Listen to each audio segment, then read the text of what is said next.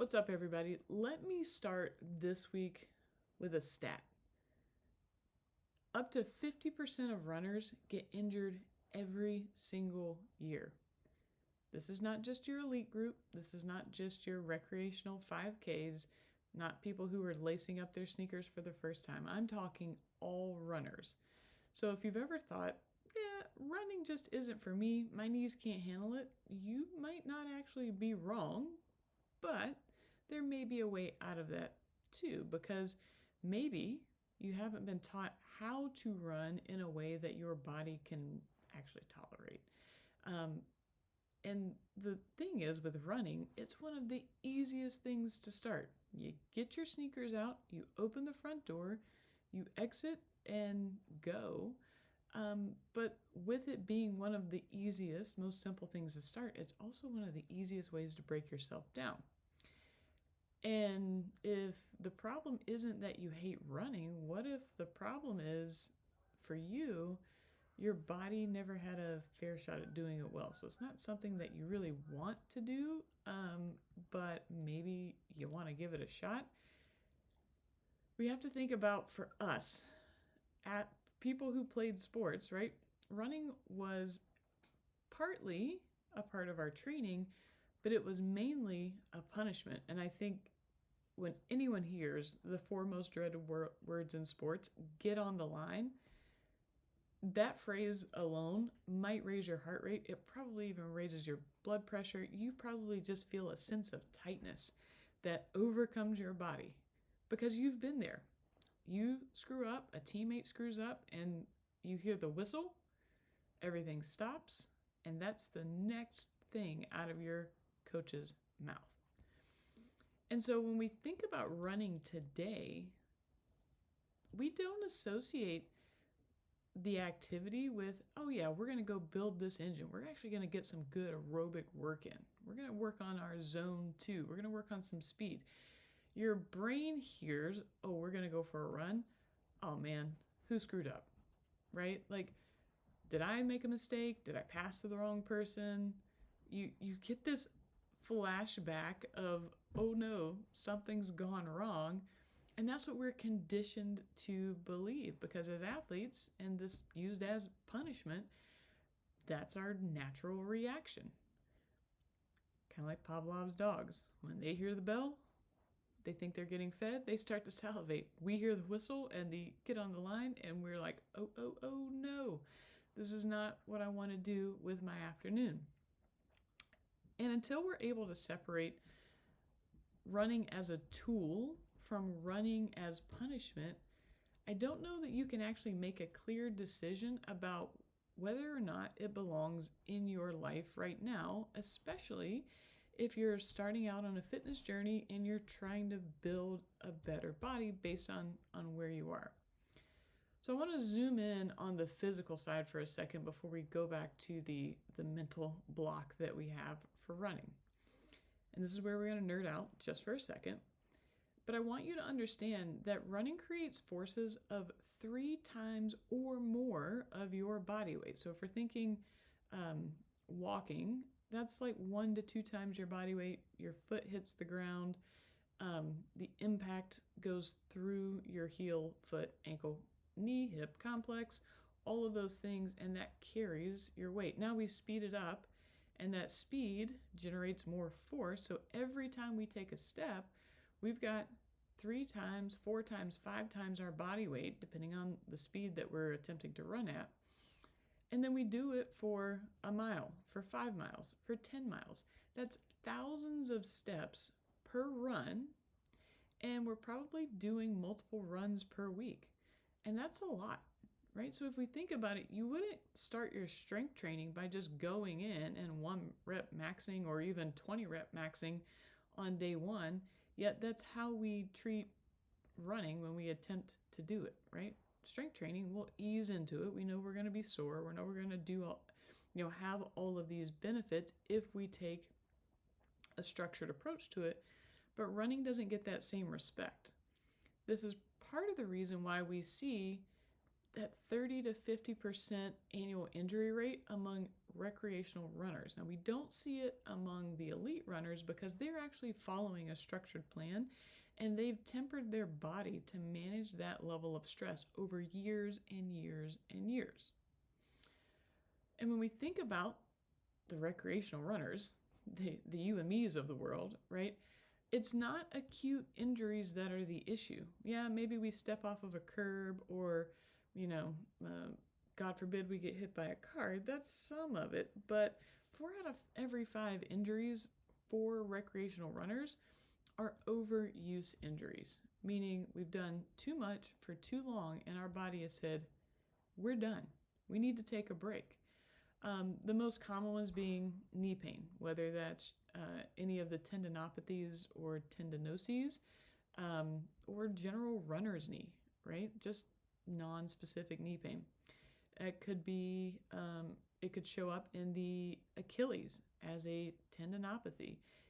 The Achilles attaches right into the bottom of the foot with their plantar fascia, so you get plantar fasciitis. I'm sure you've heard of that. Or even shin splints, which is the anterior tibialis that sits on the front of the leg, and one of its main jobs is to pull your foot up into dorsiflexion, right? So that flexion moment, and then it eccentrically loads as you push off. So just doing too much too soon is kind of the key driver of some of these overuse injuries. And think about it, none of these actually happen overnight. Yeah, you might be a little bit sore the next day, but the big problem is these things happen when your cardio or your running outpaces that tissue tolerance. They're just not ready to do the thing, right? Your lungs are saying, yes, let's go. I've got the capacity. And then your joints are like, not yet. Let's hold on. Let's pump the brakes a little bit. And so we know that running is this easy thing to do. It's a cyclical movement. It requires very little equipment, even though I'm sure you probably see some folks at your turkey trot with the sunglasses, the water vest, the tall socks, the super shoes. Like, it doesn't have to be all that. And think of it this way, it is low barrier. You get a pair of decent shoes, maybe something that will help you not chafe your thighs, unless you're into that kind of thing. Very little skill required, even though there probably should be a skill building component, and very little coaching is required. And that's part of the appeal to many, but it's also part of the problem, because most people approach running like, I'll just go for a couple miles. No progression plan, no structure, no real strength foundation, which is a whole other issue on its own. And that's a lather, rinse, repeat. They wake up, they say, you know what, today's a good day to go for a run. I'll just go do a couple of miles. And after a couple repeats of that and things start to hurt, they like to blame running for the issue that they're running into. See what I did there? But I don't know that running is actually the root cause. It's how you introduced running into your routine that's causing some of those aches and pains. And for us, so let's jump back to us and away from the regular everyday people just for a moment. And I'm not talking our cross country and track friends. I'm talking ball sports, field or court. We typically only know one type of running. It's hard, it's fast, there's probably some change of direction involved, and at the end of the day, it is not fun, right? Like, it is a challenge to push that hard and enjoy that process. Unless you're a little off, then it's called type 2 fun, and that's for a whole other conversation. But when we think about the activity of running, there's actually a full spectrum of types of running that we can include. Walking is walking, of course, but then we've got jogging, we've got some easy, just light runs, we've got tempo efforts that put us at a goal pace, and then typically that's paired with an easier pace to back off, and then we've got all-out sprinting. We also have this idea of shuffling. I was just talking to one of my clients the other day, and he wanted to get back into it, and I said, well, you know, your old man shuffle, that would probably be the best thing to do. And it wasn't a jab at his age, it was the technique at which it helps control speed. It's short, shuffled steps that just get you moving into a single leg stance. Now, to translate that into English, it just means you're running really slow. You could probably actually walk faster than you're jogging here. All right. And think about it. Of the spectrum of running that I just laid out, we probably spent most of our time in those tempo efforts or just flat out sprinting, which means we probably skipped a decent amount of base building, a decent amount of lower impact endurance work, or using it as a recovery modality. So really, when you say I hate running, what you really mean is I hate high intensity running under pressure where there's a clock, a whistle, a line that has to be crossed, and that's absolutely fair. But I want you to be a little bit more open minded and understand that that is not our only option anymore. And I want this to have some practical takeaways because a lot of times when folks start out on their journey, if they've decided that this is what they want to do, or they've decided, you know what, I'm going to do the turkey trot, or I'm going to do a 5K, or I'm going to do the HYROX that's coming to town, this is where they get stuck. Because for those outputs, you actually need to run, and you probably need to do it several times a week, but it needs structure. So if we're talking weekly mileage for someone who's just starting out, I would say anywhere in that 0 to 10 miles per week, building to 10 to 15 miles per week. At this point, I'm probably only doing 12 to 15 miles per week for my own fitness. I'm also not training for anything, but it's something that I enjoy. But if you're doing in that 0 to 10 mile range to begin with, that means you're probably only doing a mile, maybe two, and it's probably not going to be steady state running to begin with. It could be, a jog walk just to help build some capacity. And I was just coaching my wife on this same thing. She decided that this is what she wanted to do and incorporate some running because her and her sister are going to go do a HYROX in October. So we're starting now because what I don't want to do is piss off plantar fascia, hips, knees, anything like that. So we're starting with a walk jog. But before I was able to get in there and manipulate her plan, she said, you know what, I'm going to go run around the loop in our neighborhood, which is almost 3 miles. And then for the next week, we dealt with an angry hip flexor.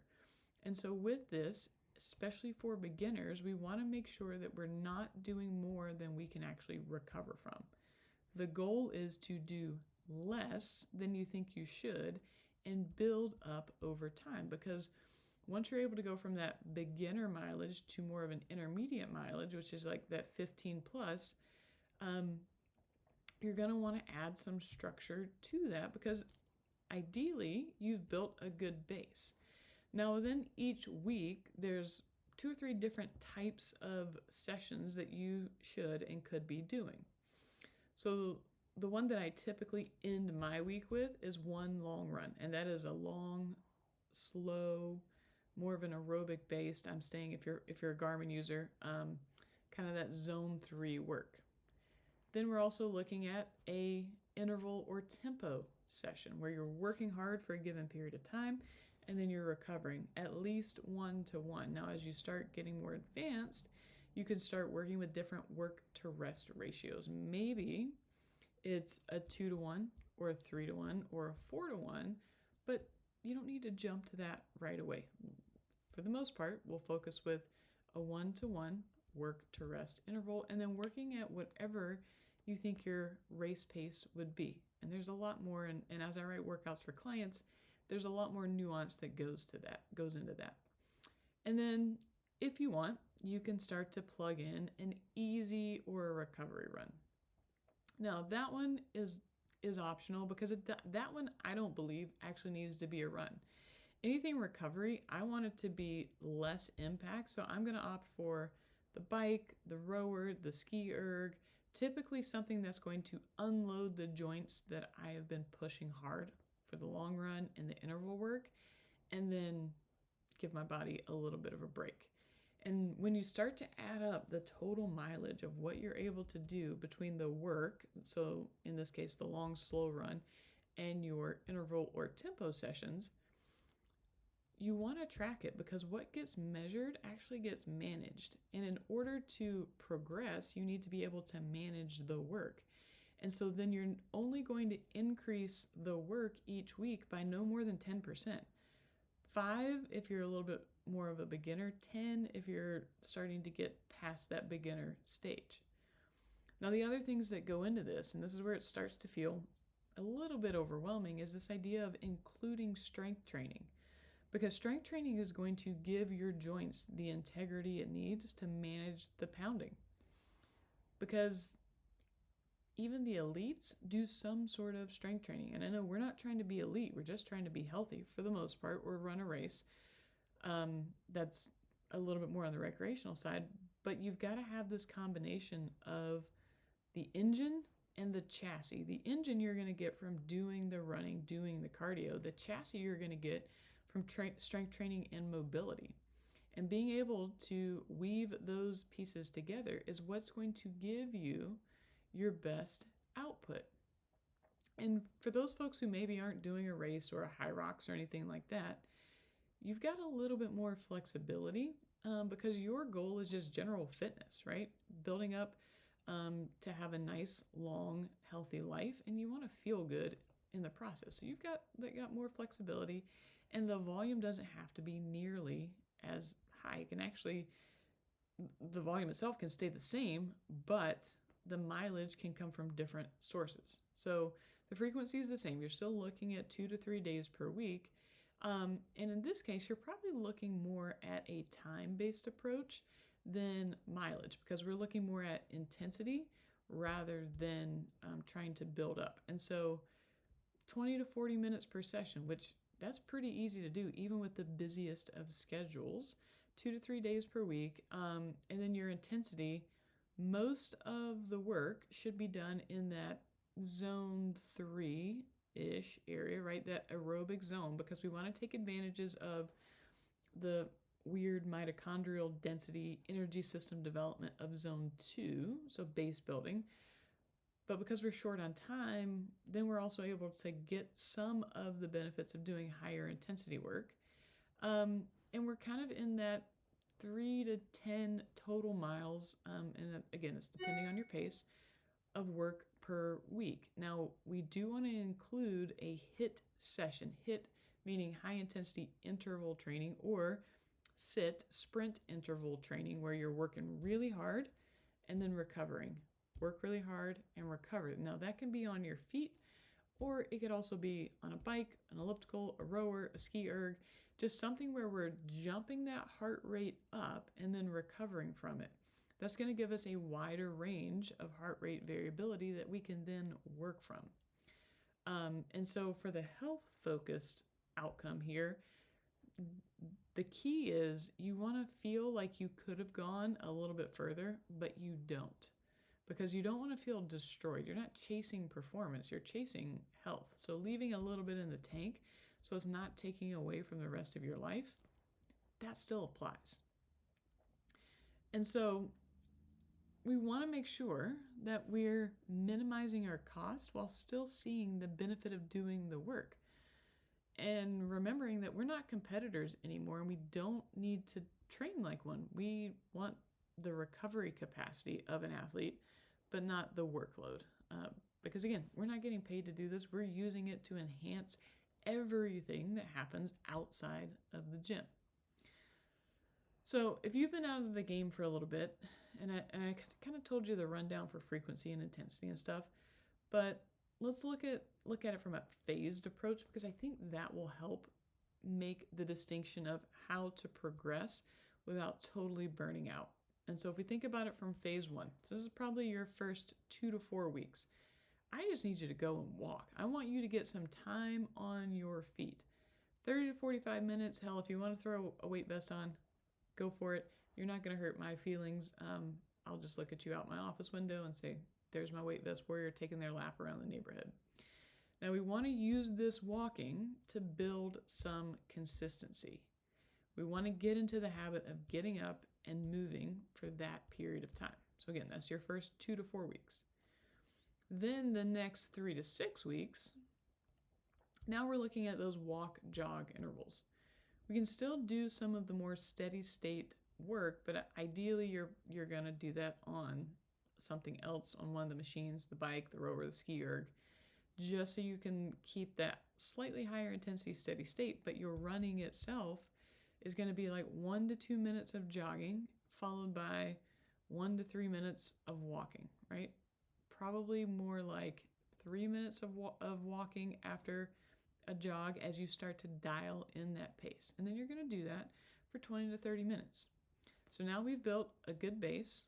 We're starting to get a little bit of a speed component built in. And then for phase 3, so after those first 10 to 12 weeks, now we're looking at continuous running. So being able to sustain no matter the speed. So I don't want you to worry about the speed, but I just want you to be able to run for 10 to 15 minutes at a time and then building in that 5 to 10% range over time. You're doing that with your running, but then you're also incorporating the strength training aspect. Remember, I mentioned that earlier. We're still looking at 2 to 3 times per week of strength training. I will die on that hill. The minimum you should do each week is 2. Your quality of life actually depends on it. But when you're training, you want to focus on strengthening the glutes and hamstrings, the feet and the calves, in addition to normal full body training. Because these are the tissues that are going to be the ones that absorb force so that your joints don't pay the price when they give out. So if we can create a little bit of strength in those lower body tissues, maybe even a little bit of size in the upper body, hell, now you're beach ready. This might be the shift that you needed. And so this looks a lot different than what it looked like when we were training as an athlete. When we were training as an athlete, it was all performance-based. Now it's health-based. And the biggest mistake that I see is you're out there trying to prove something to who you were, not who you are. It's this, I used to be able to do this thing, or if I really wanted to, I could do this thing. But that is the mindset that sets you up for pain and some of these overuse injuries. Your identity must catch up with your reality. You're not training for coach, and you're not training to try to avoid getting on the line. You're trying to, it's not just about surviving practice. Talk about practice, right? Your goal now is to build something that's sustainable, that you can lean on when you need a stress relief valve to turn on. I've found going out for a run to clear my head is one of the best things that I can do. Maybe that becomes the thing for you, but right now, you've got to separate the running from punishment as running for something that gives you a sustainable practice. Because at the end of the day, maybe for you, it's not running. You don't have to run. And for a lot of people, it's probably not the best option. You had an ACL tear, you had a hip labrum tear, you've got some low back pain that's been there since you played. Like that, running might not actually be the best option for you. And there's other ways to train around those things. And I'm happy to have that conversation with you if you need help with it. But if you do choose to start running, I want you to do it with an intention and do it progressively. And that will set you up to do it in a way that your body can actually afford. Running's always going to give you feedback. It's either building you up or breaking you down. The question then becomes, from your body, are you going to listen to it, or are you going to wait until your body actually forces you to listen to it and stop doing things altogether? And with that, I'll leave you because I'm now going to go out for my weekly jog. All right? So, whether you're into running or not into running, I hope this gives you a better foundation of what you need to do if you choose to do that. And as always, I'm here as a resource. Hit me up. Let me know. I'm happy to help. We'll talk soon.